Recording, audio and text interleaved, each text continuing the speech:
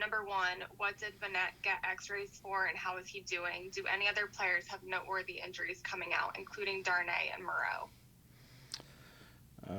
I have not met with any of the doctors yet. So Vanette had a shoulder. Hopefully he'll be okay. But my meeting with the doctors and the trainers will be later today. So I think for the most part I haven't heard, you go back on the train and you talk a little bit to Ronnie and the medical people. I think we should be in good shape. Is Kayvon's downfield hustle, chasing down so many ball carriers behind the play, a helpful teaching tool for the team because the number 5 overall pick is showing that effort? Well, I like to think all our guys show effort. I think Wink and the defensive staff do a good job of coaching and teaching, run to the ball, 11 hats to the ball. There's been numerous examples, I think, since we've started. That's how we practice. Certainly he's bought in, and, I thought he had a lot of good plays last night doing that. And so did a lot of other guys.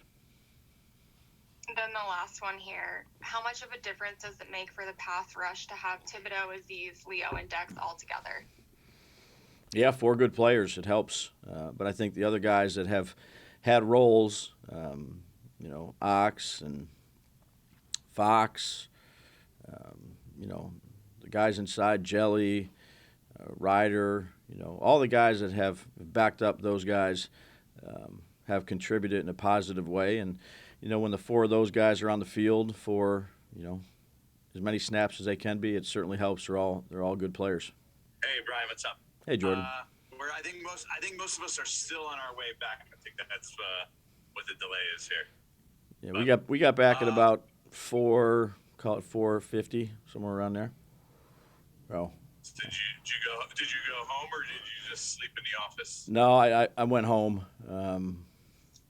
Went home, got a couple hours of sleep, and then we're back at it. So Sunday night games, they're fun. That night, the next day, not as much. Right, I hear you. Well, we're all still on our way back. We agree with you. I know it was a big game because it was the next game, right?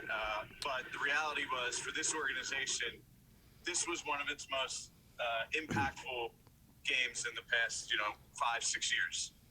So when you have players like Daniel and Saquon come up big in big moments for you, and you're talking about guys that are significant players, play significant roles. I just mean in general, your biggest players, when they're able to make those big plays in these big situations, what does that mean for this franchise? I don't know. I just say what it means for the game is, gives you an opportunity to be successful in a game when your best players are playing well. The significance of this win. Again, you've heard me say it. I know it's boring. It's a division game. I'm not focused on what it means or anything like that. We're 8-5-1. We went 1-0 this week, and I'd say that there were a lot of guys that contributed to the outcome of the game. Made some good plays in critical times, and that's what we're going to need going forward. And then I have the important question for you. Daniel told you got to keep the goatee. So what do you do now? Well, look, I try to change things up when things aren't going well. That includes, looking like this, which, trust me, my wife and daughters they're not very happy about that, but try to do anything for a win. So it was almost a mustache. I gained about, I don't know how many pounds the last couple weeks, so I kept a little bit of the goatee on there, but cover up some of the other parts. There's a lot of other parts. I assume it stays, right? I mean, but the goatee, you're pretty superstitious, I think. So you gotta keep it now, right? Absolutely. Unfortunately for everybody else, but yeah, not really sure that really makes the difference, but change it up and. There's a lot of skin underneath that beard, but so be it. Kim Jones. Hey, Daves, how are ya? Hey, Kim, how are you? I'm great. I have several for you. I'll be happy to go back in the queue so I don't hog time. It's okay. I get that. You've done a lot of winning over these last few years. This organization hasn't. For you to see a locker room, and I'm guessing the ride home to some degree, of guys just so happy, what did that mean to you at this juncture in a long season? Well, I just, every time you win a game, that's part of the joy of being a coach is seeing the players in the locker room, with a smile on their face, seeing the coaches. We all know that everybody in this business puts a lot of time, effort, and energy into trying to get the outcome that we hope for. And when you do, it's good to be happy about it. Our guys were excited on the, I'd say on the ride back. They were tired, and there wasn't a whole lot of, it was a lot of sleeping. A lot of guys watching the tape. Had a quick captain's meetings on the train ride home, and then had a lot of other meetings. Myself with different people in the organization, trainers, sports science, coaching staffs, just the coordinators. So we're trying to get ready to go for this upcoming week. Put a lot into it. Again, but just to your question, I think it's it's important to see players put a lot of work, effort into it, and get the results that they're hoping for. So that's been really the case all year, and not get too down when you don't get the results, not get too high when you get the results. You just mentioned the captain's meeting on the train. Was that to apprise them of like a schedule in a Christmas week type of thing, I would guess? Well, we play Saturday. So, again, I think that instead of doing those meetings in the morning like I normally do after game, we had some time on the train. Okay. So, you meet with the sports science. I meet with the sports science people and the athletic trainers to come up with the schedule for the upcoming week, and I always like to get some feedback from the captains. Have some player-driven leadership in terms of how they're feeling. That was a tough game. You watch it. It was a lot. It was really physical. It was a physical game. Those guys left it on the field. So, just try to do right by the players, their bodies, their mental makeup, and make it as inclusive as we can. One more now, if I could. Like Sure. I said, I'll probably re-queue if you have time. Great. If not, I understand. Okay. If I'm not mistaken, I believe all of your front four made what I guess would be considered a splash play, a big play in last night's game. What kind of what's your reaction? I don't want to call it a luxury because I know that they're paid to do that. But when all four are in the act, I would sense that stresses the opposing offense a lot. Yeah, no, I thought both sides. Again, the game really starts up front on both sides of the ball. I think there were some definitely good plays, as you mentioned, by those guys, the front four, if you will, but also with the offensive line. And then there's certainly things we got to do better. Again, gave up some yards rushing. Got to continue to work on that. I thought we protected the quarterback better. I thought Kafka did a good job in his play calling and helping certain things out too. But it all starts up front. So the more production you can get from your front players on both sides, usually the better it is.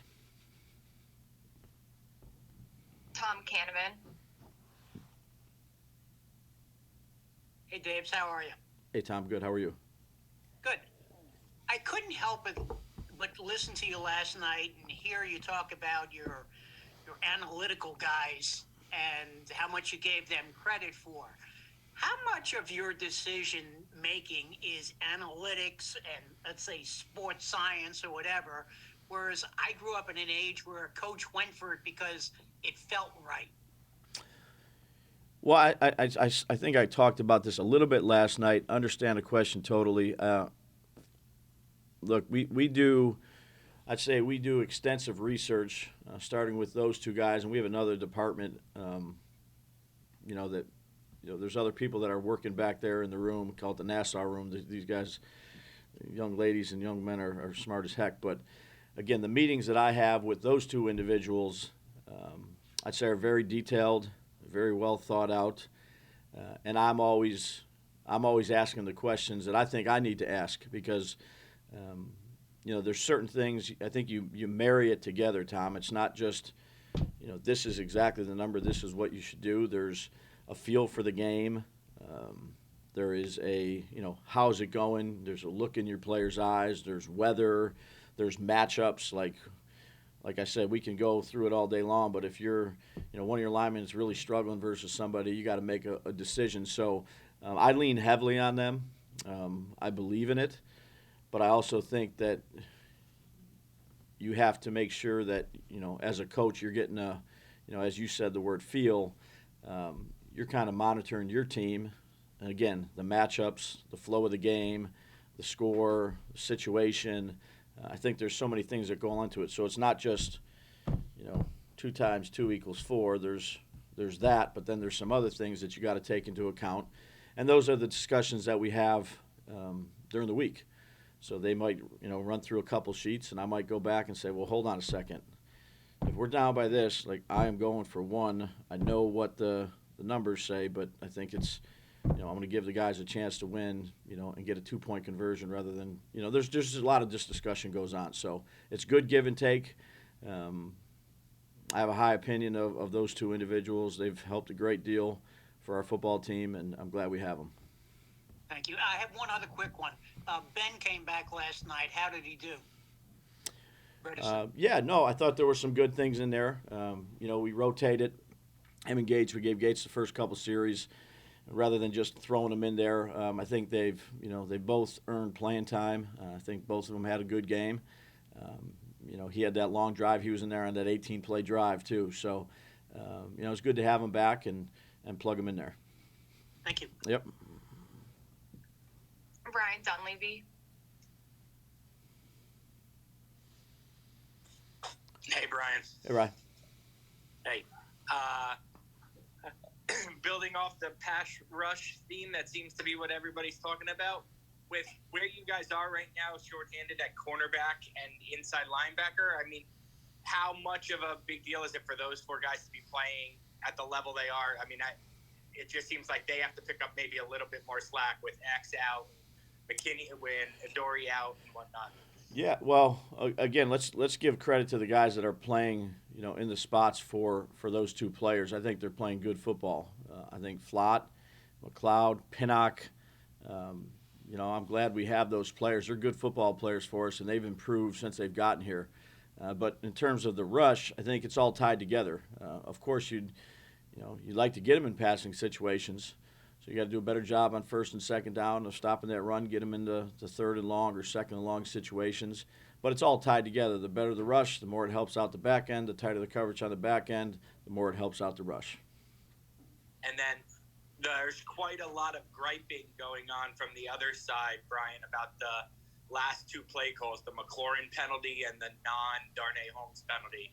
What did you see when you watched the film on the Darnay pass breakup? And are you someone who believes, hey, at the end of the day, those things even out and we've had our share of questionable calls go against us? Yeah, I think that's the nature of our league. The officials have a tough job to do.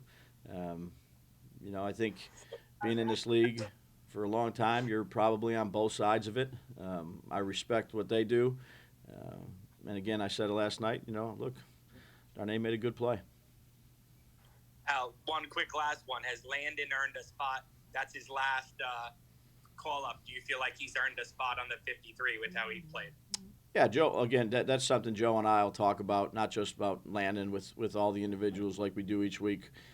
We haven't had a chance to sit down and discuss those things, but, I'm certainly that topic, amongst probably a bunch of other ones like they do each week come up, we'll talk about. We'll take one more. Kim Jones. Hey, Dibs, thanks again. You got it. The Vikings, the biggest comeback, I think they said in NFL history. Yeah. Will that be part of your presentation at some point all week? You won't. Where will that fit in? You know what? I haven't thought about it yet. Okay. I haven't. Right after this call is when I'll get started on Minnesota. Okay. I saw obviously part of that game. You got to have great resiliency to do that. and to keep fighting, and everybody's down on you, and you just keep fighting and play the next play. So a lot of respect for Coach O'Connell. I remember working him out. I think he was at San Diego State back in the day when he was coming out for the draft, and watching him kind of ascend through the coaching ranks. So they're doing a heck of a job there at Minnesota, and we've got a lot of work to do to catch up on these guys. Daves, if I may, and I Yep. apologize to Maddie, I'm breaking a rule here, if you don't mind. I just have Sure. one more, if that's Go ahead. okay. Thank you very much. You got it. Tavon with the big play, obviously, but he was also credited with 12 tackles. Yeah. I thought that for him at this stage in his career, that really stood out to me. What do you make of that? His tackles? Well, the fact that, he makes a big play, an explosive play, Yeah. helps to change the game, but then you look and you say, oh gosh, he also Yeah. had 12 tackles. Yeah, no, he played a good game. Watching the tape last night on the train, and that's what we expect from him, is to go out there and play with effort. That's what we saw him in college. That's when we went through the process of selecting him in the draft, that's what we felt really good about. A guy that loves football, that competes, that finishes. He's done a really good job of fitting into our organization and what we want to do.